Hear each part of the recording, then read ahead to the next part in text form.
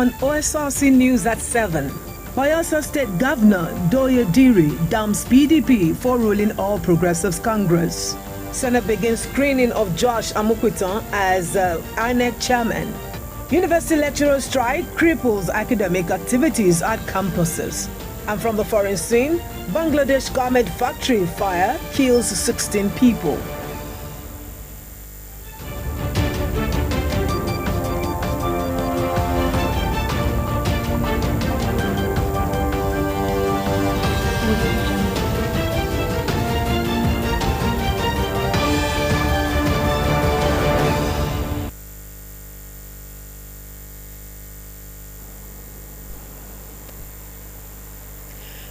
Good evening and welcome to the news. I am Obi Chukwemeka Oti.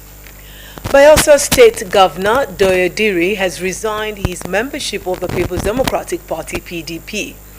The governor joined the ruling APC alongside 23 members of the Bayelsa State House of Assembly.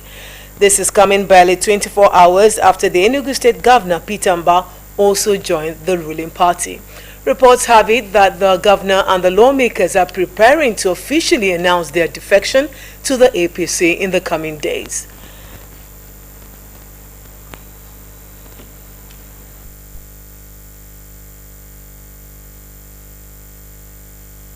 People's Democratic Party. And I'm not going to resign alone. And as you can see, I'm here with Mr. Speaker, Deputy Speaker, and all the members of our party who are going to go with me. There are some who are not here because they are on official assignments. And so today, I have formally resigned my membership of the People's Democratic Party for very obvious reasons. Grateful to all my friends and supporters who have stood by us and with us. And I want to thank all of you again and again. And together we will continue to build a strong and virile Bayelsa State and a strong and virile country by extension.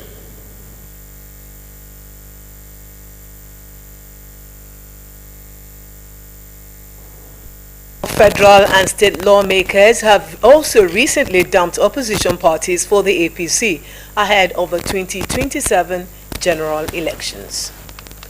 Still on politics, the All Progressives Congress APC has adopted the consensus option to select its governorship candidate for the October 27 primary election in Ekiti State.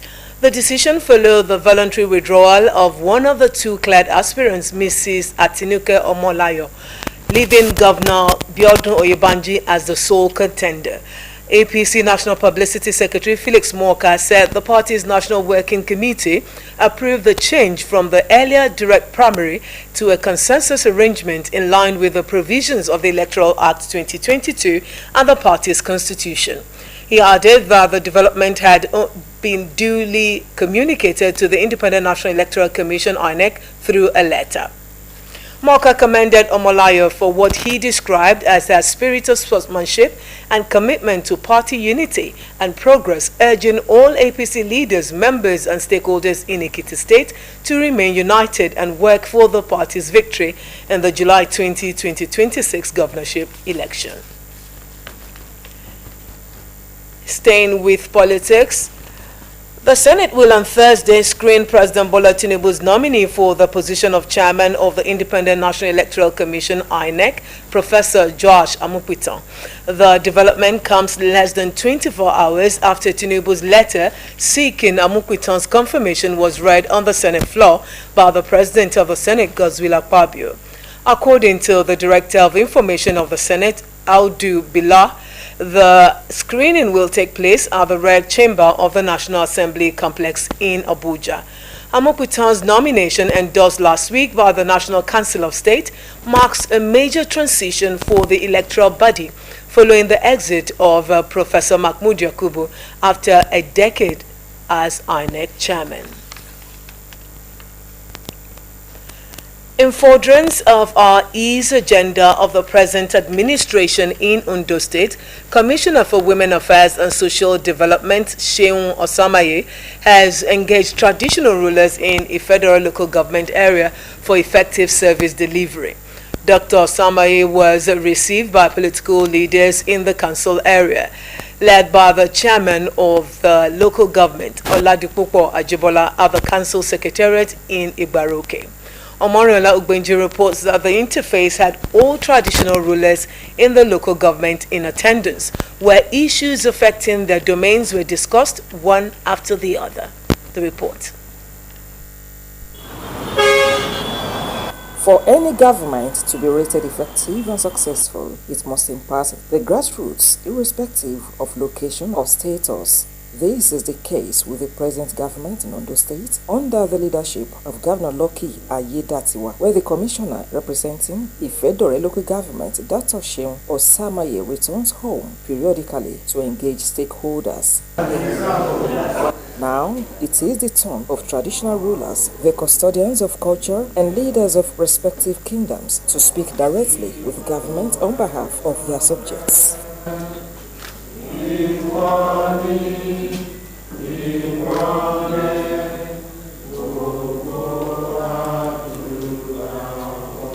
One after the other, they poured out their minds, even as some received instant solutions.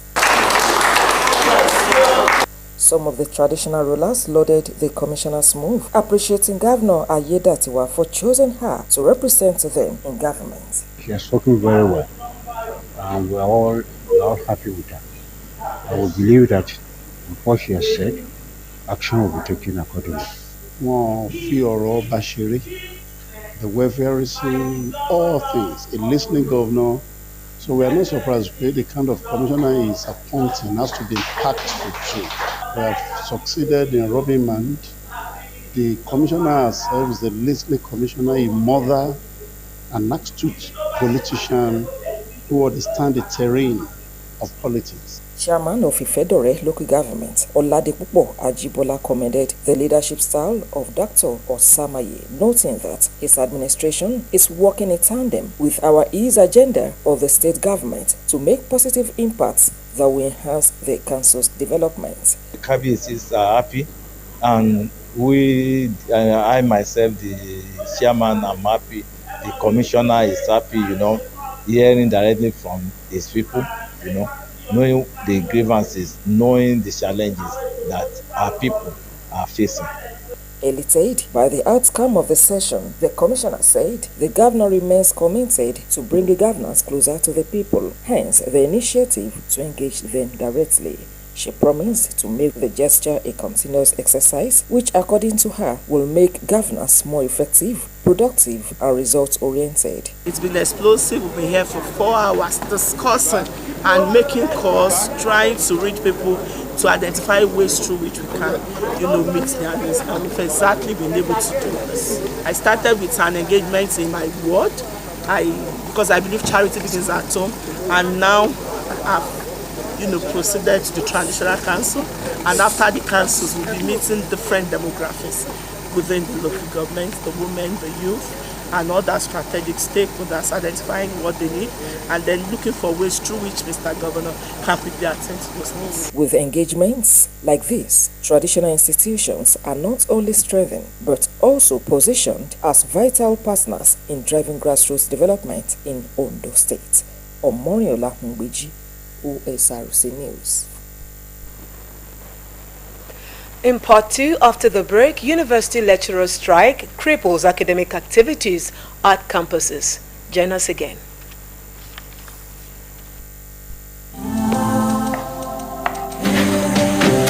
When it's bright and early, get your breakfast right. Then you need all the nutrients that will hold you tight. Then stay in power, you find it all in peak. Then every move you make brings got you all the and the peak goes on. Power on every morning with our Peak breakfast to make the most of every day. Peak. Reach for your peak.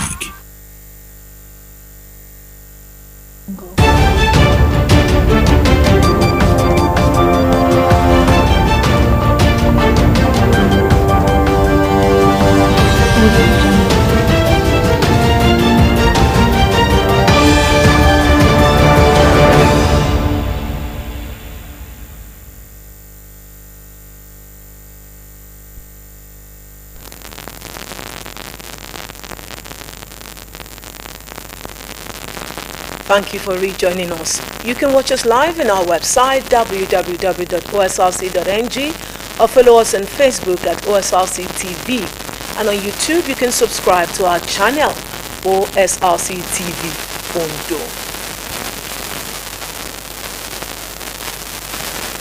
Now to education. After 2 years of uninterrupted peace in Nigerian universities, members of the Academic Staff Union of Universities, Osrc, have embarked on a 2-week warning strike.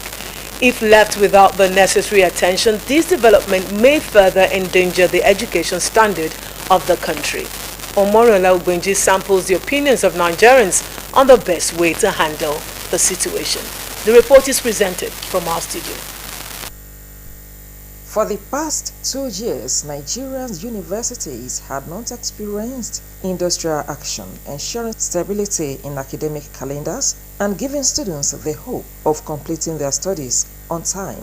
Apprehension has, however, resurfaced as the union launched another strike, reminding the federal government of unresolved issues which, according to ASU, are in the interest of the general public.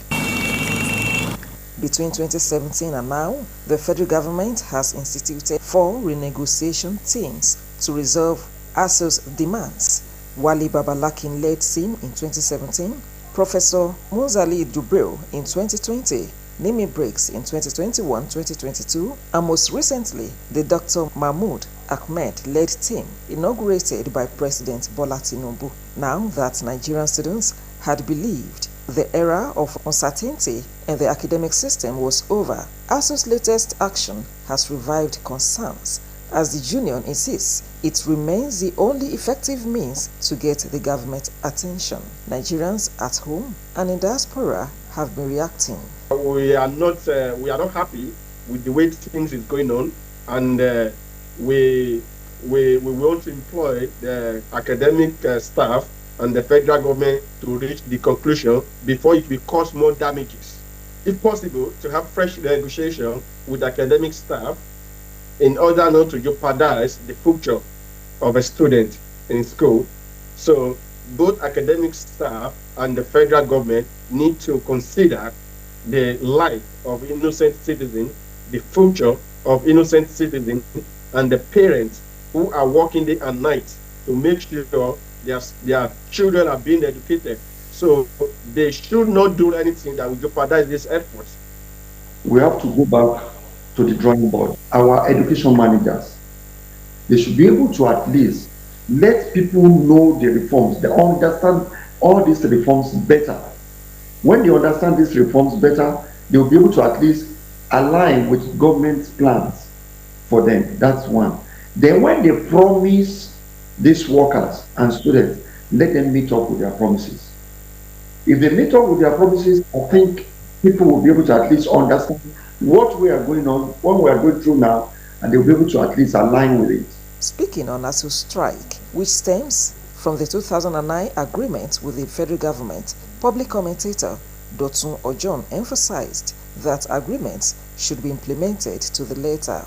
If there's a problem that led to the 2009 agreement, the question should be, have we as a nation adequately addressed the concerns that led to the agreement? So if the answer is no, I think it's even an indictment on every one of us that an agreement that was signed in 2009 up to today, about 16 years later, we are still struggling with the letters of the agreement. So it's not a right or wrong situation. It's just a situation that calls for sober reflection on the part of everyone that is involved with our education system. So once there's an agreement, they say it. They say agreement is an agreement. However, chairman of the union at Federal University of Technology, Akure, Dr. Pius Mogaji insisted on a no-pay, no-work stance, adding that the union had taken all necessary steps before resorting to the strike. We believe that for the Honorable Minister of Education, Dr. Tunja Lausa, to issue a directive to all the Vice Chancellors of Federal Universities to effect the clause of no work, no pay, we felt it is unacceptable to us as a union. we felt that the Honorable Minister of Education was not well informed and well advised. Because for you to say you want to stop our salary, it means that we must have committed illegality. And as far as ASU is concerned, we have followed due process in declaring a trade dispute between us and federal government. By doing what? By, first of all, taking a referendum from all our branches. Not that one alone. By giving the federal government 14-day ultimatum as stipulated and stated in international labor law. And aside from that, what we are doing is just a 2 weeks warning strike, just to give the federal government ambient opportunity for them to be able to address all the issues that we have raised before them. And if they say no work, no pay, then we too will say no pay, no work. As at the time of filing this report, at least 16 universities across the country had joined the 2-week warning strike by ASU following its renewed face-off with the federal government over unfulfilled agreements. The strike, which commenced on Sunday, October 13, 2025, has grounded academic activities nationwide, marking yet another chapter in the long-standing struggle between Nigerian lecturers and the government. Omoriola Humbeji, Osrc News. As Nigeria intensifies efforts to boost food production while safeguarding the environment, scientists are turning to safer and more sustainable farming practices. At Federal University of Technology, Akure, a researcher has developed an organic fertilizer known as biofertilizer, made entirely from locally sourced materials to promote sustainable agriculture in Ondo State. Blessing Obe tells us more. Nigeria continues to battle food shortages worsened by climate change, rising production costs, and poor soil fertility, while chemical fertilizers have helped farmers achieve higher yields for decades. Their long-term impact on soil health and the environment has become a major concern. In response, a microbiologist at the Federal University of Technology, Akure, Dr. Olubukola Makinde, is leading the drive toward a greener alternative, biofertilizers. This natural microbe-based product enhance soil fertility, promote healthy plant growth, and reduce dependence on synthetic inputs. Anything used for our local farmers in Nigeria and for food security should be indigenous. We shouldn't wait. If we say we want to help our people, then materials should be sourced locally. That was what brought me to biofertilizer research. And for the past 6 years now, we've been working seriously on effective and more competitive carriers compared to those in the market. And fortunately, we have gotten very good research, very good results, and better indigenous carriers. Dr. Makinde explains that excessive use of chemical fertilizers causes soil degradation and water pollution, while biofertilizers restore soil nutrients, improve crop quality, and ensure environmental safety. If you reduce or you mitigate the use of chemical and put in biofertilizer, yes, you are going to be increasing the soil health too. What you are doing with biofertilizer is to increase the living organisms. Then, if the living organisms are there, you are returning it back to its natural state, where the soil structure will be more compact. It will help with water retention. Water is not flowing anywhere. It will retain more water. Then, you would also be able to contribute to environmental health too.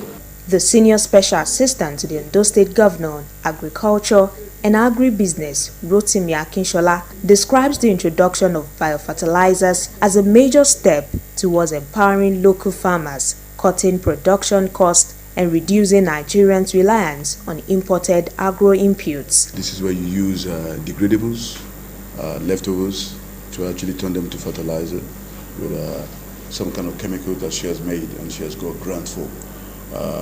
What is interesting in this is because your normal fertilizer that we buy, which are chemical based, This is more natural based and it's so effective. So with our cocoa farmers and our maize farmers and our palm farmers, we're putting all this in trial for the state farmers so that we'll save money by going to buy the conventional fertilizer, or we can use this to actually help our farmers. We're bringing all the stakeholders together to actually discuss this now so that we know how to actually push it forward to the government for government enhancement to the project. This will actually help us from actually importing fertilizer or bringing fertilizer in from different parts of the country. We can actually do this here by our waste products and engaging the food as an institution and the state government to collaborate in giving our farmers the best fertilizer that we can produce in the state. Akinshola noted that the state government is committed to encouraging farmers to adopt more sustainable farming methods that guarantee food security. With growing interest in biofertilizers and increasing government support, experts believe Nigeria could soon transition to a more productive and eco-friendly agricultural system, one that not only nourishes the soil but also secures the nation's future harvests. Blessing Obi, Osrc News. We'll go on another break. When we return, we'll serve you more stories. Stay with us. All bets on sports. One is fair. Huge winning. One is fair. High odds. One is fair. Fast pay. One is fair. One is fair. Bookmaker Company.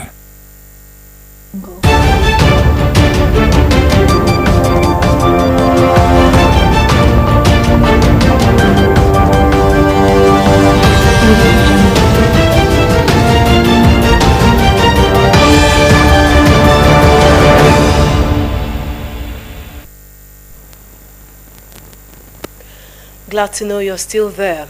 The Department of State Services has announced the arrest of two dismissed officers, Barry Donald and Victor Onyedikachi, accused of impersonating the service to defraud unsuspecting Nigerians.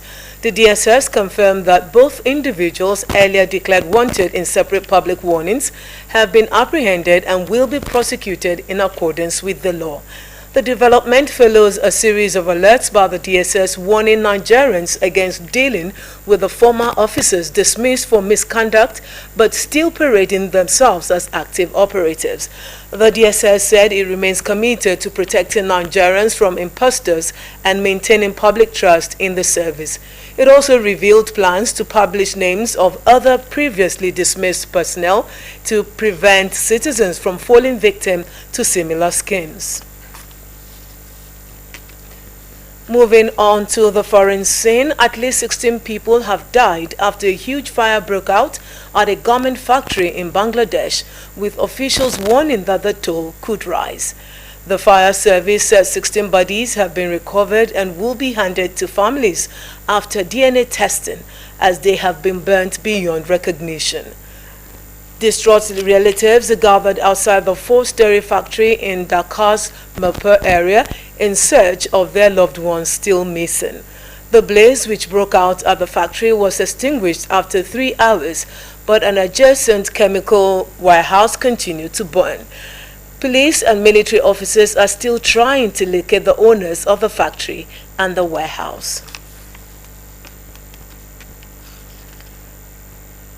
In the meantime, an operation is underway to decontaminate an industrial zone west of Indonesia's capital, where traces of hazardous radioactive material were detected.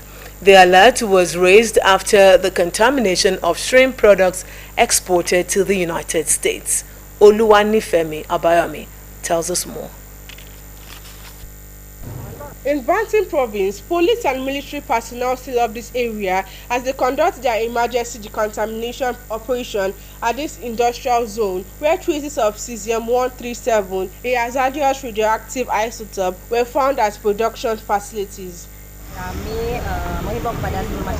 We urge members of the public not to approach the locations with the radiation hazard signs. The government is doing its best to handle the situation. Byproduct of nuclear fusion process. Radiation scans show more than 20 plants in the industrial area had some level of contamination and will undergo decontamination procedures. Radiation scans show more than 20 plants in the industrial area had some level of contamination and will undergo decontamination procedures conducted by the nuclear agencies. Efforts to trace the source of cesium-137 are being carried out intensively, from the import of steel and iron scrap and from the possibility of leaks of improper disposal related to its commercial use. Factory, but say the factory closed before the contamination case occurred and the owner is no longer in the country. Meanwhile, Indonesia's shrimp exports to the US will continue. Companies must now have radioactive-free certification from the Indonesian government before sending their products to the US. Oluwanifemi Abayomi, Osrc News. On sports tonight, a Victor Osimhen hat-trick and a pile driver by substitute Frank Onyeka have ensured that a 4-0 win over Benin Republic in Uyo were enough to send Nigeria to the 4-team CAF playoff tournament for the 2026 FIFA World Cup finals. The three-time African champions knew before kickoff they would qualify automatically from Group C if they defeated Benin Republic reasonably and South Africa failed to defeat Rwanda. Akintunde Akinshimola has the detail. Idea of the other side. That's a great through ball. Victor Osimhen on his right foot gets the shot. He gets the goal. Nigeria within 3 minutes have taken the lead. Victor Osimhen wasted no time registering his name on the score sheet at Godswill Akpabio International Stadium, Uyo, as he lashed onto a pass from Samuel Chukwueze to put Nigeria ahead in the second minute.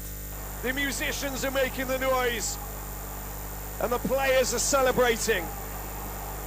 That is the ideal start for Nigeria.